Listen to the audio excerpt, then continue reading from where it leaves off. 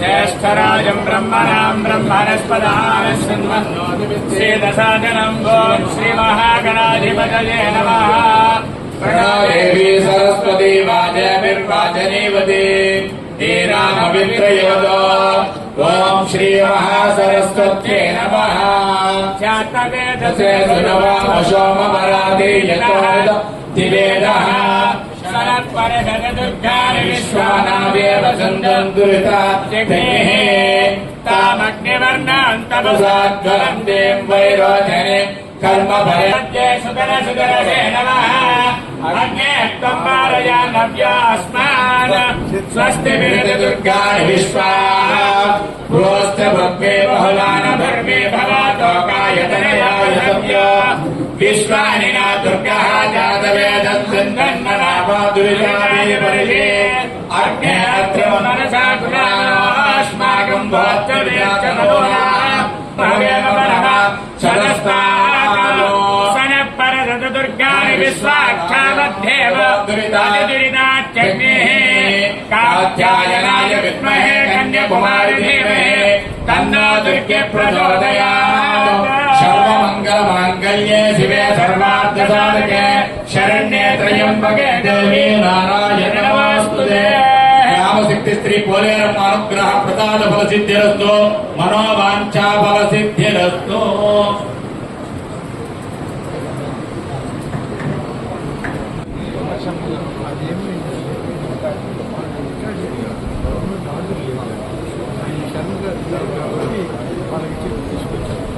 रसदीर्घमायुः शतं देवः शरदो वर्धमानः शतं शतमवसन्तान् शतमिन्द्राग्ने सदाजुष अविदेवं पुनर्दोः अष्टो देवाः चतुस्रा देवीरतिरात्रमिष्टाः जग्नम्बान्तरसंवत्सरे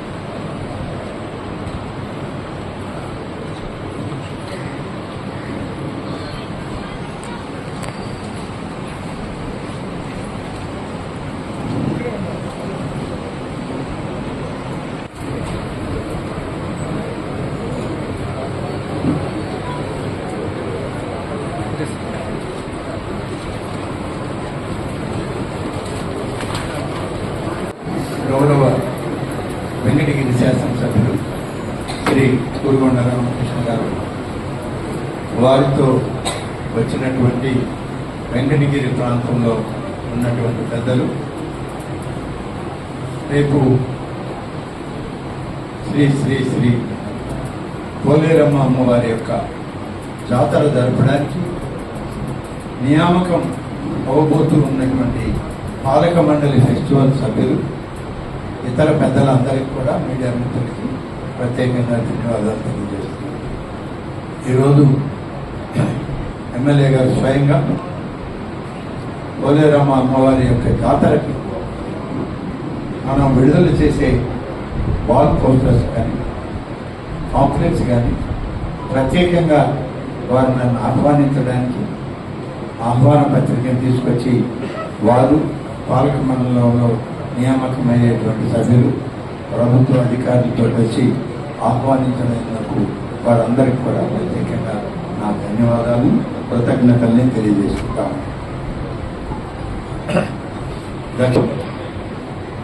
అతి పవిత్రమైన ప్రాచీనమైన ప్రాచుర్యమైనటువంటి జాతర వెంకటగిరి శ్రీ శ్రీ శ్రీ పోలేరమ్మ వారి యొక్క జాతర.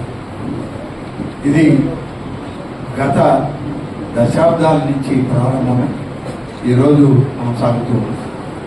ఎవరు అధికారంలో ఉన్న ఈ జాతరని అత్యంత వైభవోపేతంగా జాతరని నిర్వహించడం అనేటువంటిది ఇవాళ ఒక ఆనవాయితీగా మారింది. పోలేరమ్మ విగ్రహాన్ని ప్రతిష్ఠించేటప్పుడు ఆనాడున్నటువంటి పరిస్థితుల్ని ఆరద్రోలి శాంతియుతమైనటువంటి వాతావరణంలో ప్రజలు ఉండడానికి ఆనాడు పెద్దలు కొల్లేరు అమ్మవారి విగ్రహాన్ని ప్రతిష్ఠించి 4 దిక్కుల అష్టదిగ్బంధనం చేసిన విధంగా అన్ని దిక్కుల్లో కూడా అమ్మవారి పాదాలు ఉండే విధంగా ఏర్పాటు చేశారు. ఈరోజు ప్రపంచంలో వెంకటగిరి ప్రాంతం వాళ్ళు ఎక్కడ ఉన్నా సరే పోలేరమ్మ జాతర అంటే అక్కడికి నేరుగా వచ్చే దర్శనం చేసుకోవాలనేది వాళ్ళ కోరిక. కొంతమంది విదేశాల్లో ఉండి రాలేనప్పుడు ఇప్పుడున్నటువంటి టెక్నాలజీ ప్రకారం సాంకేతిక విజ్ఞానం పెరిగింది కాబట్టి ఆన్లైన్లో కూడా ప్రత్యక్షంగా వాళ్ళు వీక్షిస్తూ ఉన్నారు.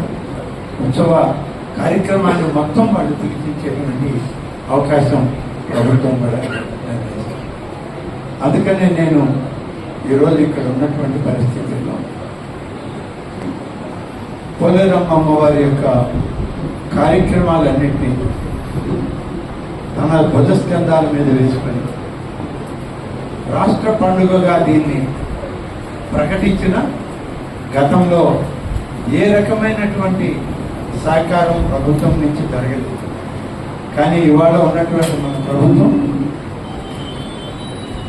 శాసనసభ్యులు ఇక్కడ కురుమల రామకృష్ణ గారు కానీ ఇతర ప్రాంతాల్లో కూడా ఉన్నటువంటి శాసనసభ్యులు ఆయా ప్రాంతాల్లో ఉన్న ప్రభుత్వ పండుగగా ఏ కార్యక్రమం అయితే మనం ప్రకటిస్తామో ప్రభుత్వం నుంచి ఆ కార్యక్రమానికి పట్టు వస్త్రాల సమర్పణకు కూడా ఒక విధి విధానాలని రూపొందించడం జరుగుతుంది.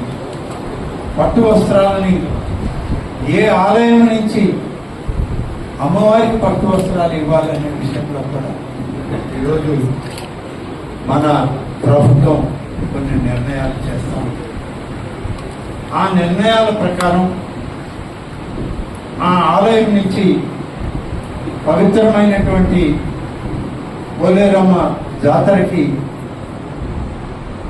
ఉదయమే పట్టు వస్త్రాలని ఇచ్చేటువంటి సంప్రదాయాన్ని కూడా ఇవాళ ప్రభుత్వం మొదలుపెట్టుకుంటారు. ఆనవాయితీగా స్థానిక శాసనసభ్యులు పట్టు వస్త్రాలు సమర్పిస్తారు.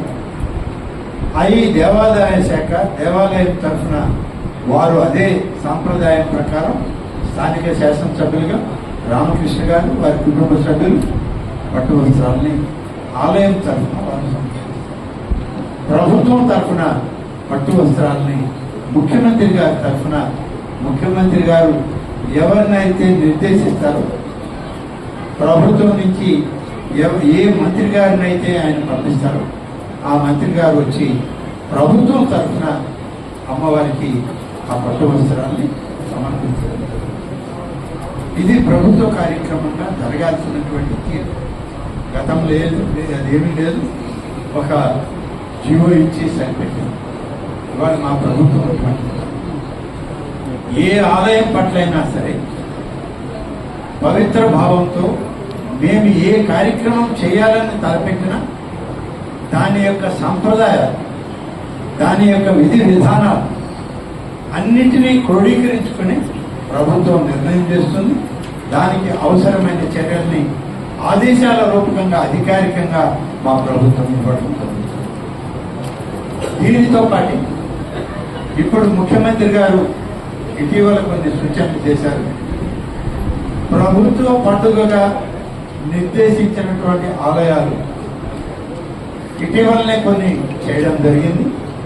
వాటిని పూర్వం ఉన్నటువంటి వాటిని అన్నీ కూడా లిస్ట్ అవుట్ చేసి ఒక క్రమబద్ధ దేవాదాయ శాఖ నుంచి విడుదల చేయాలని చెప్పి ఒక నిర్ణయం గౌరవ ముఖ్యమంత్రి చంద్రబాబు నాయుడు గారు తీసుకున్నారు. ఆ నిర్ణయం అమలు చేయడానికి ఫైల్ సర్క్యులేట్ చేస్తున్నాం. ఇటీవల ఈ వరదలు తుఫాన్ల వల్ల ఆయన చివరి ఆదేశం తీసుకోలేకపోయాం. బహుశా ఈ వారంలో ఆ ఆదేశాలు కూడా తీసుకొని జాతరకి పోలేరమ్మవారి జాతరకి రాష్ట్ర ప్రభుత్వం నుంచి ప్రభుత్వ కార్యక్రమంగా పట్టు వస్త్రాలను ఇవ్వడమే కాదు నిధులు కూడా మంజూరు చేసి ఇవ్వడం జరుగుతుంది. ఎంత మేరకు ఏ మేరకు అనేది ముఖ్యమంత్రి గారు ఆదేశాలు వచ్చాక నేరుగా ఎమ్మెల్యే గారికి తెలియపరిచి ఆదేశాలు పంపిస్తాం.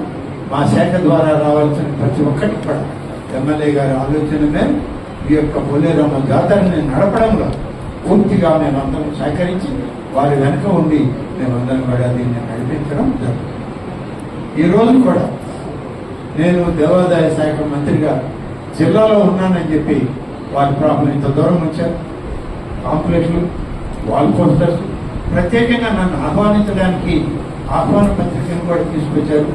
కాబట్టి వారికి కూడా నేను ప్రత్యేకంగా నా కృతజ్ఞతలు తెలియజేస్తూ ఈ పండుగని ప్రభుత్వ పండుగగా మీరు ఎంత బాగా చేయదలుచుకున్నా అంతటికీ ఈ రాష్ట్ర ప్రభుత్వం గౌరవ ముఖ్యమంత్రి గారి ఆశీస్సులు మీకు ఉంటాయని చెప్పి ఎమ్మెల్యే గారికి, స్థానిక పెద్దలకు, ఈ యొక్క ఫెస్టివల్ కమిటీ సభ్యులందరికీ కూడా తెలియజేస్తూ సెలవు తీసుకుంటారు. దీంతో పాటు మరొక విషయం, స్వర్ణాభరణాలు చేయించి స్వర్ణ కిరీటధారిణి అయిన శ్రీ శ్రీ పోలేరమ్మ వారిని గడిచిన 2 సంవత్సరాలుగా చూస్తూ వచ్చాం. అంతకు ముందు కూడా ఉన్నాయి, కానీ స్వర్ణాభరణాలు ఉంటే బాగుంటుందని చెప్పి ఆనాడు ఉన్నటువంటి కమిటీ అంతా మాట్లాడడం. అప్పుడు నేను కూడా అక్కడ శాసనసభ్యుడిగా ఉన్నాడు. అప్పుడు ఉన్నటువంటి రామకృష్ణ గారు మాజీ శాసనసభ్యులైన వారితో కూడా సంప్రదించి స్వర్ణ కిరీటం తయారు చేయించి అమ్మవారికి ఏర్పాటు చేయడం. దీనికి అనేక మంది దాతలు ముందుకు వచ్చారు. దాతలందరూ కలిసి అలాగే ఆలయ నిధుల్ని కలిపి ఆ రోజు ఇవన్నీ చేయకూడదు. ఈ రోజు మళ్ళీ కొత్తగా రామకృష్ణ గారు శాసనసభ్యులు అయ్యాక నేను ఆయన ఇద్దరం కలిసి మాట్లాడుకున్నప్పుడు అమ్మవారి జాతరకి స్వర్ణ పాదాలు అలంకరిస్తే బాగుంటుంది, మనం కిరీటధారణ, హస్తాలు అన్నీ ఇచ్చాం, స్వర్ణ పాదాలు కూడా ఉంటే బాగుంటుందని చెప్పి ఆలోచన చేశాం. ఆయన కూడా వెంటనే ఇది చేద్దామని చెప్పి అధికారులకు ఆయనే ఆదేశాలు ఇచ్చారు. దీనికి సంబంధించినటువంటి ఆ తమిళనాడులో ఉన్నటువంటి జ్యువెలరీ వాళ్ళకి దాన్ని ఇప్పటికే ఆర్డర్ పెట్టాం.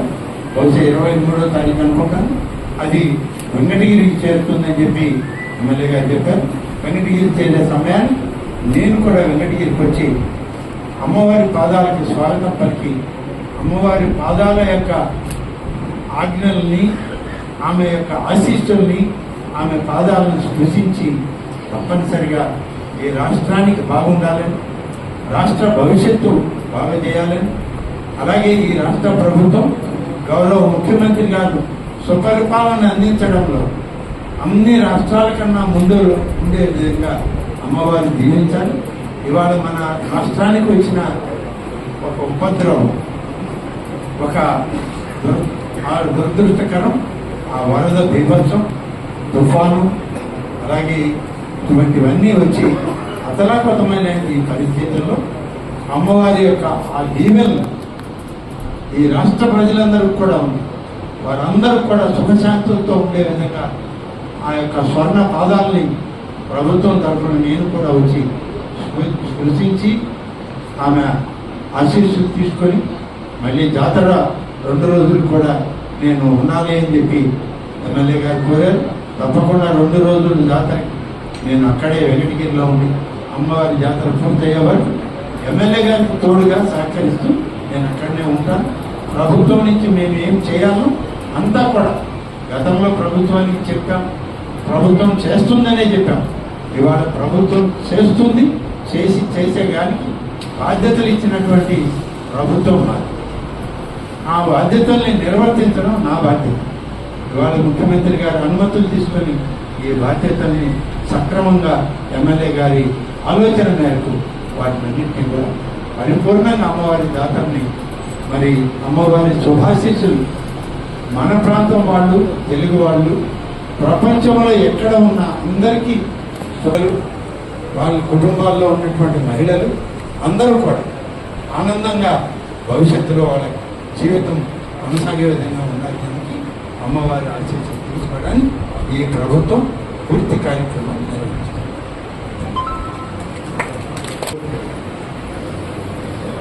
శ్రీ పోలేరమ్మ గురించి చెప్పంగానే అడగగానే ₹1 శాంక్షన్ కూడా చేశారు.